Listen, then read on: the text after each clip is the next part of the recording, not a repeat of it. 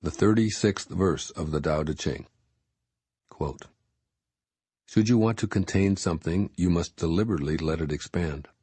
Should you want to weaken something, you must deliberately let it grow strong. Should you want to eliminate something, you must deliberately allow it to flourish. Should you want to take something away, you must deliberately grant it access. The lesson here is called the wisdom of obscurity. The gentle outlasts the strong. The obscure outlasts the obvious. Fish cannot leave deep waters, and a country's weapons should not be displayed. Unquote. Living in obscurity. A large part of your growing up life lessons revolved around the words, notice me. You were taught that the more attention you received, particularly for being a good little person, the more status and approval you'd get from your peers, as well as the adults you knew. Become number one, you were told. Earn that gold star. Win that championship. Get the best grades. Become valedictorian. Attain that letter sweater. Gather up trophies, and so on. Such lessons were all about rising to the top of the crowd and evaluating yourself based on how you stacked up competitively with everyone around you. When you change the way you think about your place in the great scheme of things, you'll discover that the wisdom of obscurity allows you to eliminate competition from your life and retreat into quiet strength. In other words, Lao Tzu is asking you to take it easy and base your view on an entirely new criteria. As you do, your world will begin to reflect a gentle, low-key soul who outlasts those who measure their strength by how much status they have compared to their peers. This verse opens with the idea of understanding the dichotomous nature of the material world, and then encourages you to become an astute observer of your life. Feeling belittled means that you must know what it's like to be important. The idea of being weak grows out of having known what it's like to feel strong.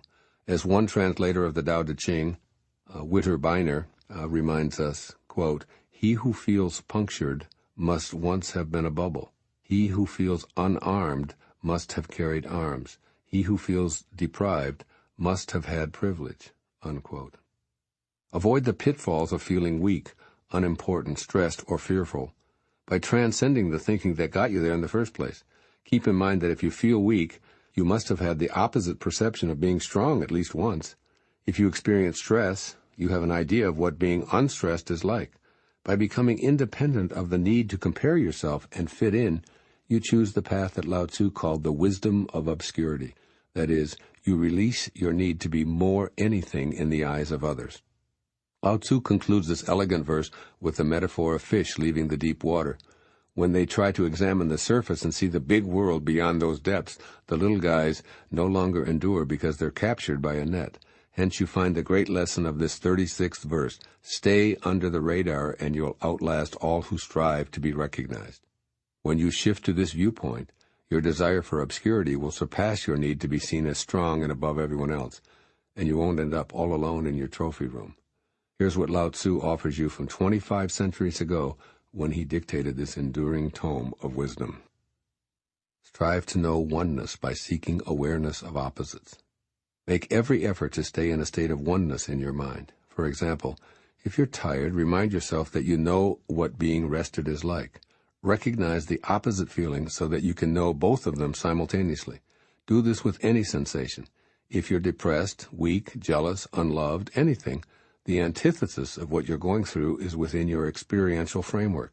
Seek the opposite feeling right in the moment and be at one with it in your mind, for this will provide you with a balanced sense of being at peace within yourself.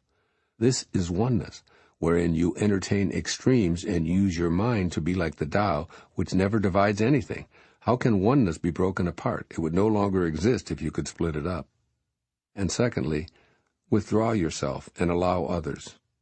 Monitor your inclinations to compare yourself to others or to stay within the, quote, system. A system is designed to get you to behave just like everyone else, as it contrives to make comparisons determine your success or your happiness. The Tao Te Ching urges you to seek obscurity. Draw little or no attention to yourself, and don't ask to be recognized. Instead, allow. Let other people flourish, waxing on and on about their strength and their popularity. As Lao Tzu says, you must deliberately grant others the right to expand, but take your own lesson from the fish that endure and stay in the deep waters of your Tao-centered soul. Do the Tao now. Give yourself an assignment to be as much in the background as you can for an entire day. Stifle inclinations to compare yourself to anyone else or to draw attention to yourself. You can accomplish this by making a commitment to be interested in others today, substituting the pronoun I for you. So instead of saying, I did this kind of work for years, let me tell you how you should proceed, remark, you seem to be doing so well with your new business. In the language of the Tao, stay soft and gentle, and you will endure.